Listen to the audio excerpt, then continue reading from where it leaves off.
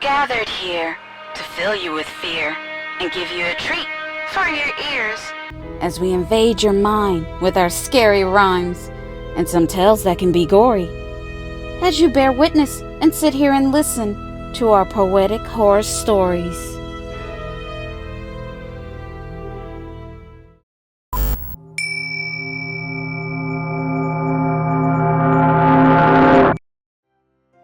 Christmas is officially the best time of the year. It's full of joy, happiness, glee, and good cheers. This is the season when everyone comes together to enjoy time with their family and friends, to wish goodwill for your fellow man. It's the time of year when people aren't just thinking about themselves. People just seem more thoughtful, caring, and giving. Or people are more often to lend a hand to a neighbor or a stranger if they need help.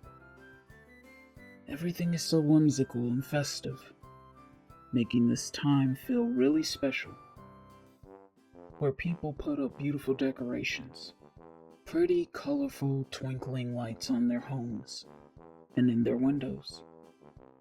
Because Christmas is a great time to spend with the ones you love. Sit by the fireplace toasting marshmallows with a cup of cocoa to keep you warm. It's time for you to slow down, to take the time to admire the beauty of the world. A time to sit back, relax, and witness the peacefulness of a snowflake as it drifts down gently to the ground.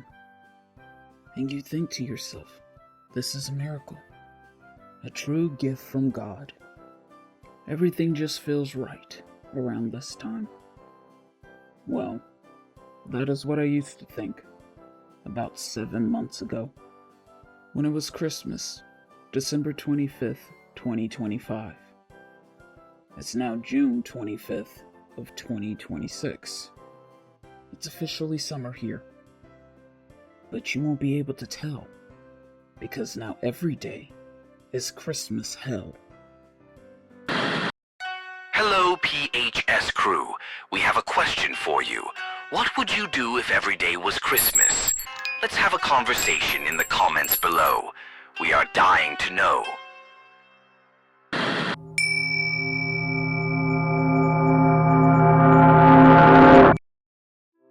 Hello, my name is Sherman, and I know you are wondering, how is everyday Christmas? Well, before I tell you that, let me take you back from where this all started from. You see, in the early part of last year, me and my wife, Jamie, decided to get a divorce. It wasn't that we didn't love each other, but small things had been building up, and we couldn't live together in the same home anymore. So we separated, and I moved out to my own apartment. Jamie and I had been together for 15 years. We were high school sweethearts. We met at a Christmas school dance. It was like magic when she touched my hand. We talked all night long, and when I learned she loved Christmas just as much as I did, I knew right then we were meant to be. We were soulmates. We married straight out of high school. We were just babies. We had no idea what we were doing. All we knew was that we were in love and couldn't live without each other. Our families thought we were moving too fast, but Jamie and I didn't listen to what they had to say. We didn't care. When we turned 21, we eloped on Christmas Eve in Las Vegas. At midnight, December 25th, we were married. We became husband and wife. Damn, we really had some good times. Jamie went to college, and she got her degree in psychology, and she became a teacher. I worked with my dad in his auto shop. I was his head mechanic and manager. We lived fairly well. We weren't rich or anything, but we were far from struggling. At the age of 25, Jamie told me she was pregnant. I was excited. I was going to be a father, and when we found out we were going to have a daughter, she was going to be born on December 25th, Christmas Day. We were going to have a Christmas baby, God's gift to us. A little angel. I was beyond happy. I was grateful for my small family. And our beautiful baby girl was born right on time, on Christmas Day. We named her Christmas, but we called her Christy. Me and Jamie were really happy, at least for a while. But like anything, life just started to get in the way. Now, with a small baby in a one-bedroom apartment, we quickly realized we needed more space. So, we bought a home for more room. And this is where everything changed. As Christy grew, the more hours I worked, which left Jamie mostly to take care of the baby. Jamie slowly started to complain that I was never at home, which I understood, but I had to work. We now had way more bills, a car note, and a mortgage. It was a lot to keep up with. Then my father decided to retire, and he wanted me to take over the auto shop. It just became way too much. But I still tried to make time for Christy and Jamie. But for Jamie, it was never enough. She told me I was taking her and Christy for granted. And this is when she asked me if I was sleeping with another woman.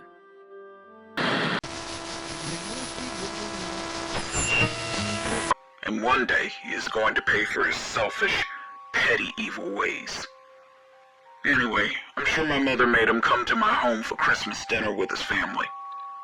But I was determined not to let him ruin Christmas Day for me. Unfortunately, what I didn't know in a few hours, our whole world would change and would end in a catastrophic tragedy.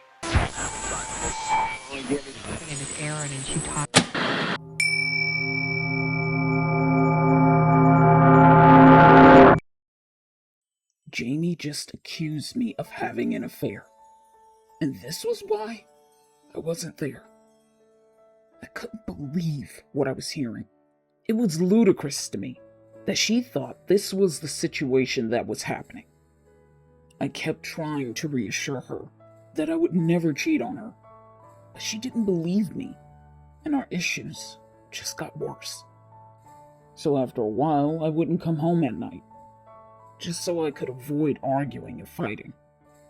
I'm ashamed to admit, Christy could hear everything. And for Christy's sake, this is why we needed to separate. Christy, of course, didn't understand why I was moving into my own apartment. She was 4 years old. Our separation was hard for her. She said she didn't want to see me live without her and her mother. She thought we should stay together since we are a family. I tried my best to explain that I wasn't leaving her and her mother. But me and Jamie just needed space. I could tell Christy felt hurt, which broke my heart in two. She looked so sad, like she wasn't ever going to see me again. That's when I told her, cheer up, that me and Jamie will still come together for Christmas to celebrate her birthday. This made Christy happy for the moment, and this is when she told me that she wished every day was Christmas. That way, we would always be together. I thought to myself, that is a beautiful sentiment. Unfortunately, I don't foresee that happening. But I don't want to take away her dream. So I smiled, kissed her forehead, and told her I loved her.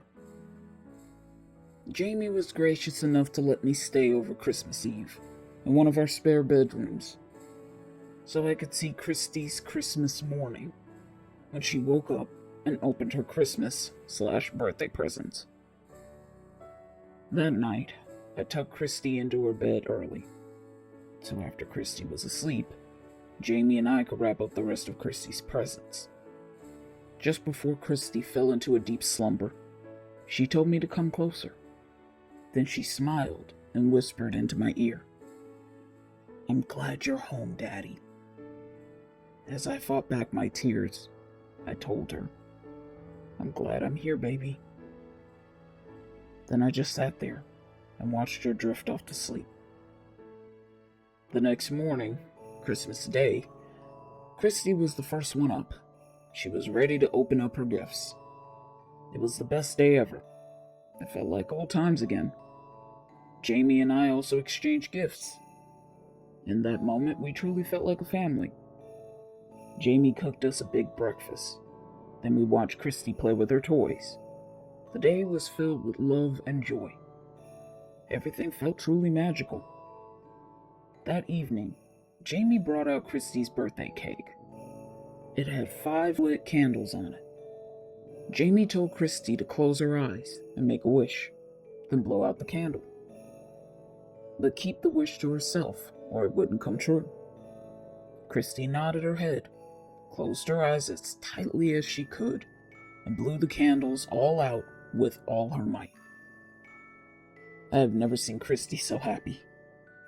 I asked her, what did she wish for? She said, "I'm not going to tell you, Daddy, or it won't come true." Then she said with a big smile on her face, "You will see tomorrow." I smiled and said, "Okay." I stayed over that night, but I needed to leave early in the morning to hit the road and go back home. I was planning to leave at about 6 a.m. I was tired, so I went to bed early. But before I did, I tucked Christy into her bed and kissed her forehead. Before I left, Christy gave me the biggest hug, and then she said, "You're home, Daddy." The way she said those words to me instantly gave me chills. But again, I just smiled, and I said nothing. The next day, I didn't hear my phone go off.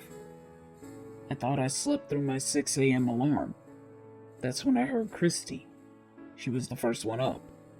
I could hear her running around laughing and giggling. I got out of bed and walked into the living room. Suddenly, I was taken aback at what I had seen.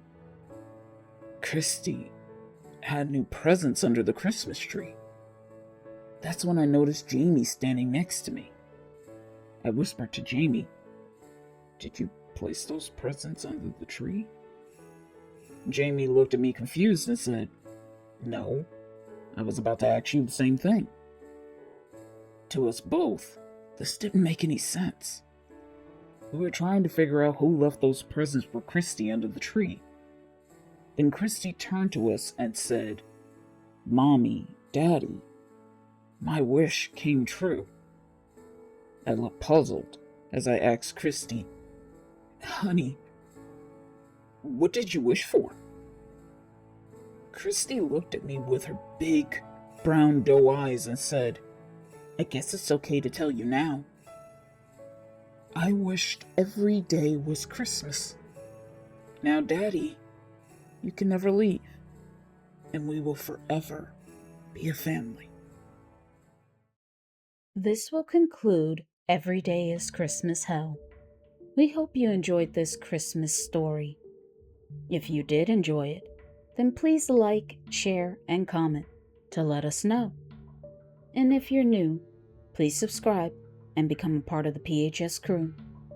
And since you made it this far, then why don't you click on the iCard? We have many original Christmas stories and other horror stories you will enjoy. We appreciate and thank you all, and we will see you in our next video.